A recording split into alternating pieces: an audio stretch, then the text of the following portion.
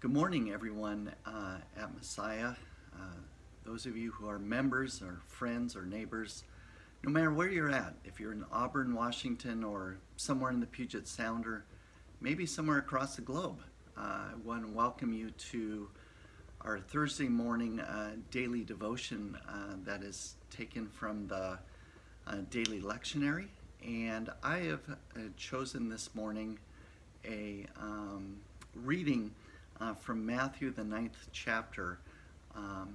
It's a healing story, it's an exorcism. It hopefully speaks to us in our situation today as we greet our ever unfolding new reality of living apart and yet together under the spread of the coronavirus and the adaptations that we've all had to make in our lives. I'm doing our devotion this morning from in front of my fireplace at my house.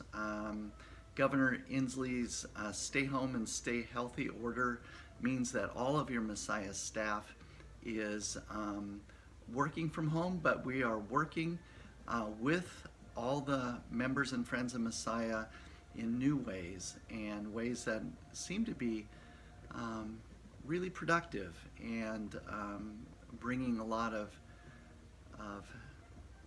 faith and depth to what we're doing. So it has been difficult, but it has also been eye-opening to how God can work through us even in these topsy-turvy times. So here's the reading from Matthew. As Jesus went on from there, two blind men followed him, crying loudly, "Have mercy on us, Son of David." When he entered the house, the blind men came to him, and Jesus said to them, "Do you believe that I am able to do this?" They said to him, "Yes, Lord." Then he touched their eyes and said, "According to your faith, let it be done to you." And their eyes were opened. Then Jesus sternly ordered them, "See that no one knows of this." But they went away and spread the news about him throughout the district. After they had gone away, a demoniac who was mute was brought to him. And when the demon had been cast out, one who had been mute spoke. And the crowds were amazed and said, "Never has anything like this been done in Israel." But the Pharisees said, "By the ruler of demons, he casts out demons." That is our reading from Matthew, the 9th chapter for this Wednesday morning.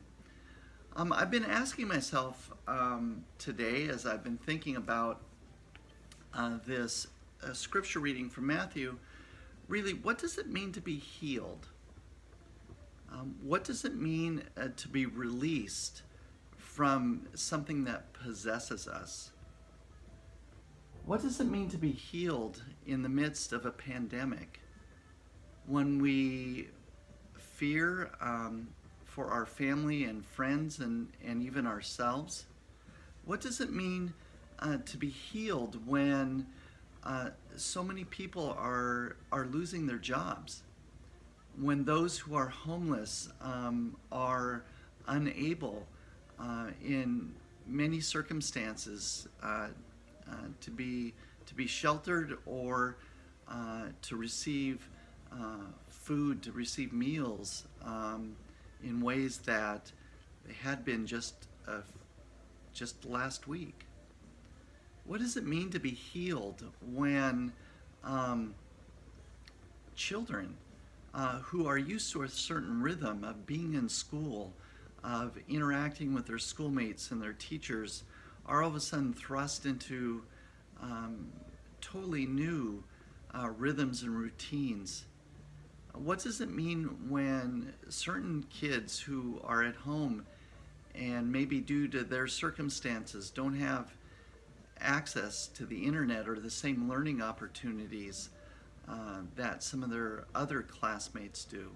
These are all questions that have been on my mind about, in our time right now, in this time of pandemic, in this time of adaptation, what does it really mean for us to be healed?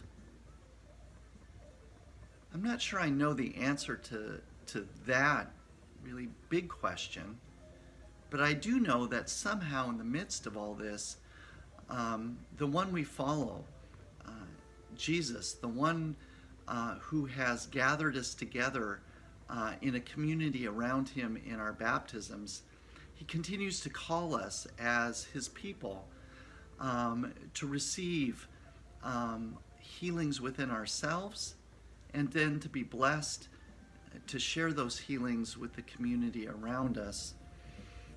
I myself, this day, as I think about some things that I am in need of healing for, I think of the ways in which these past months I have been struggling to really discern how to continue to be a pastor to a people in a congregation with so many different situations and needs in their lives. I think it's been probably the last 3 or 4 months as I have really taken an assessment and sort of really reviewed the stories of the people of Messiah.